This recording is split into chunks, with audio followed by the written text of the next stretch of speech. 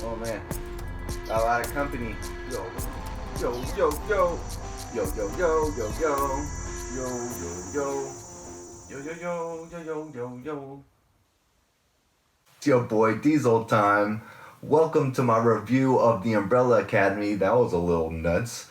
I'm glad we got a little privacy so we can finally talk. And let's just get right to it. I might lose some of you with this take, but let's just get it out of the way. I didn't think it was totally necessary for Victor to transition in the show just as Ellen transitioned to Elliot in real life. I believe wholeheartedly that Elliot Page is 100% capable of playing the character with the same skill as they already have. To choose to include it in the story is not something I'm against. I just don't find it fundamentally necessary, and I thought the execution was poor. It's strange that the character went out for cigarettes, popped into the pharmacy, got a bro pill, and came home like, yo, what's up, y'all? I'm a dude now. Because that's not how transitions work. It's a transition.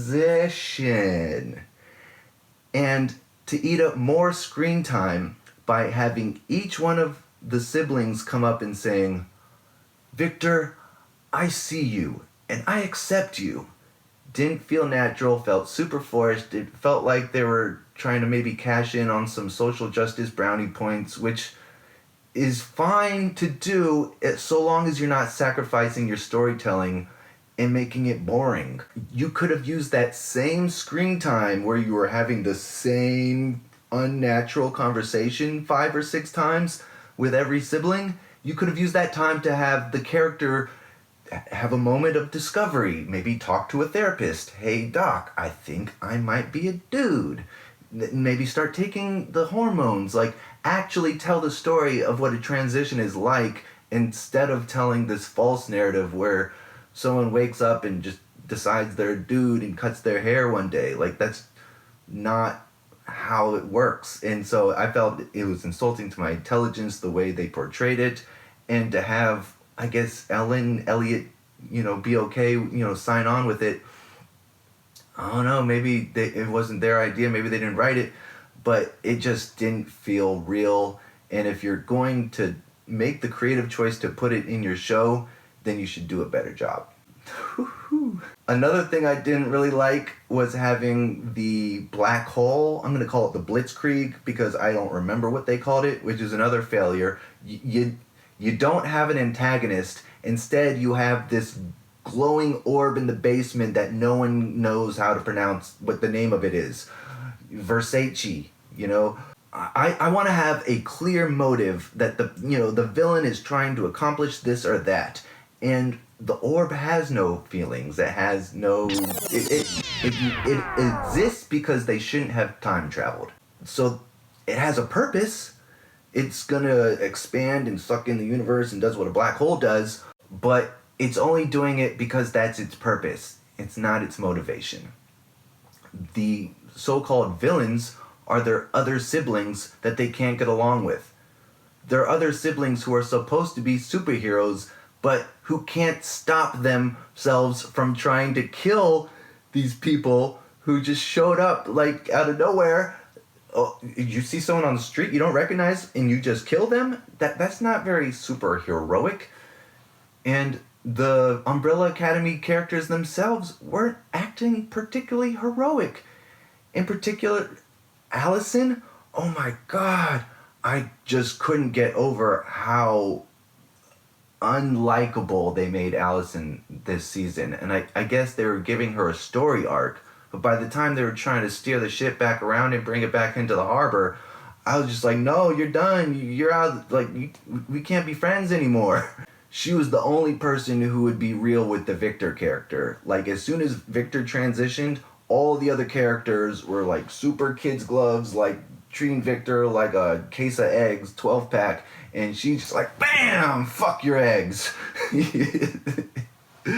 it's like, all right, like, to not coddle the transgender character, like, actually, it took a little bit of bravery on the writing staff, because it's just so PC heavy, which isn't a bad thing. It just needs to come off as more natural. And so to actually have a character not be concerned about, how the rest of the characters are going to think was actually a bit of a breath of fresh air, even if in the long run, it's like, okay, you're being mean to your brother, and you're also your other brother, you just like, you mentally him, like you definitely did some form of sexual harassment, like you took control of their agency to say no to a sexual encounter. Like that's I'm not going to go any further from there.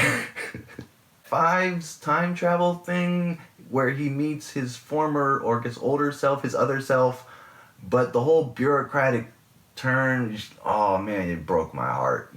Five, that's my dude. And to have him be the bureaucrat at the end, like, I get it, haha, joke's on you. No, the joke's on me, man.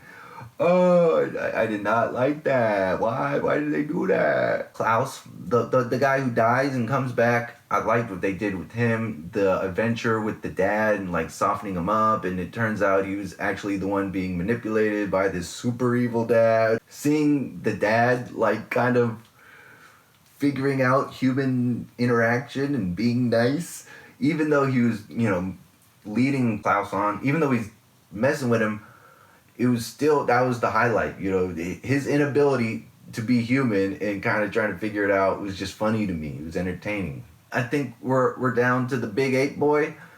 They had him wearing a shirt like the entire season, which it just felt cheap to me. You got this ape man, but you never get to see his apeisms. There's like maybe one shot where you get to see his fur, and just the muscle suits, the padded clothing, it looks so bad. So you gotta remind us, every once in a while, you need to show a little gorilla fur, just like they did in season 1. Like, man, this dude is like, he's like he's a freak. It just looked like bad effects to me most of the time. And the wedding, what, you guys known each other a week? And this woman, she seems intelligent. She's very powerful. Her floaty abilities. Like, this dude, like, what's his superpower? He's a freaking ape man. For them to like fall in love in a week and want to get married, and they're like kind of technically brother and sister sort of, it all felt forced and just out of place. Unlike I reviewed Young Justice recently, where they took 4 seasons to develop the romantic interaction of these two characters, and then they had the wedding planned, and then you thought that Superboy had died, and when it turns out he wasn't dead, and they finally got it back, they kind of earned the right to marinate on the wedding scene. It had catharsis to it.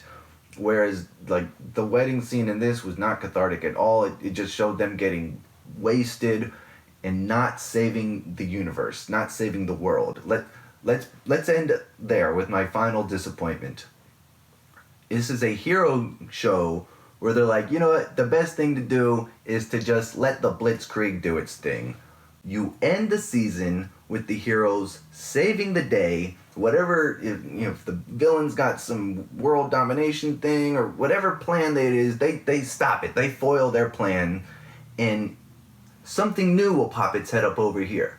And it is no fault of the hero that something new pops up. It's just something for next season.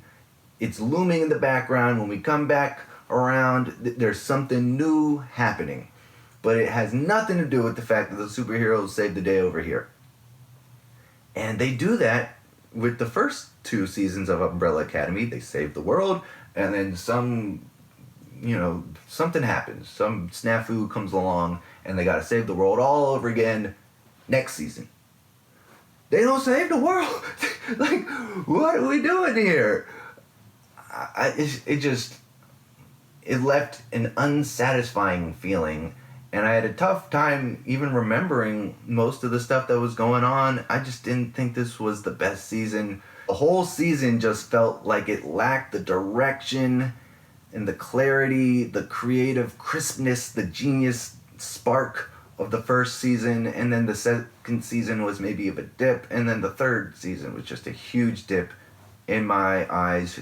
That's my opinion. You're welcome to disagree. Maybe it's your favorite season. Umbrella Academy, I'd say, is second beneath The Boys and above Doom Patrol as far as what do I think of these new offbeat superhero TV series. But this season just did not, like, season 3 of Umbrella Academy versus season 3 of The Boys is total, just opposite ends of the spectrum as far as satisfaction goes. So yeah, I'm looking forward, I'll give it another shot. I'm not totally over it. It just was by far my least favorite season of this show. And there was a lot I was disappointed with. And a few things I liked here and there, but it was stuff that I already liked about the show. They didn't really introduce anything new that I said, oh, I like that. Oh, except for Diego being a good dad. I like Diego being a good dad, except for the fact that it kind of neutered the character a bit. Like, seeing him jump on the cube and like, I got you, like, I mean, it was funny, but like, if you do that too much and you never show him being a badass, which they hardly ever do, it eventually diminishes the character. Like, what if Wolverine was walking around with a lollipop in his mouth all the time? Like, you would get tired of it eventually. You would want to see him slice somebody's face off to let you know he's still Wolverine. And they just, I can't remember if they ever do that with Diego. It felt like I said, it was cool to watch him be a good dad, but it was while sacrificing the core of what makes Diego so likable to begin with. So, yeah, I think that's about all the characters, all the thoughts that I have. Thank you for stopping by. Let me know what you thought of the Umbrella Academy Season 3, or the show in general. Do you have a favorite character, a favorite moment? Did you like the Blitzkrieg in the basement, or would you prefer a villain? I guess the dad was the villain, but come on, we need a proper antagonist, someone that we identify who they are and what they're all about, and not just some turn in the final episode where, actually I'm the villain. Like, get out of here. Alright, I'm done. I've been your boy, Tyme. Peace.